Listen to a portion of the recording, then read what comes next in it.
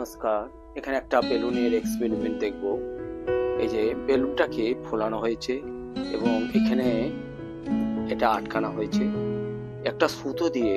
যদি আমরা এখানে ছাড়ি, দেখবো এই প্রান্ত থেকে ওই প্রান্তে চলে যাচ্ছে। আচ্ছা দেখি, ছেড়ে দিয়ে চলে গেল। তা এটা গেল কেন, এটা কিভাবে যাচ্ছে, সেটাই এখানে আমাদের আলোচনার বিষয়। আচ্ছা, এই যে বেলুনটার মধ্যে হাওয়া আছে, সেই হাওয়াটা কি হচ্ছে, যখনই আমরা ছেড়ে দিচ্ছি তখন হাওয়াটা বেরিয়ে আসছে।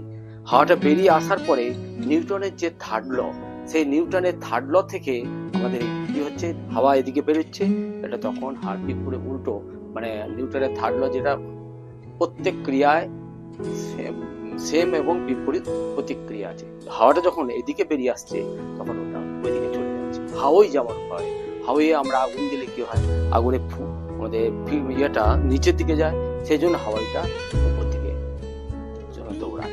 তো এখানেও তাই, এটাই হাওয়াইয়ের মতনই ব্যাপার। তা এটা বাচ্চাদের ইন্টারেস্ট হবে দেখে। ধন্যবাদ।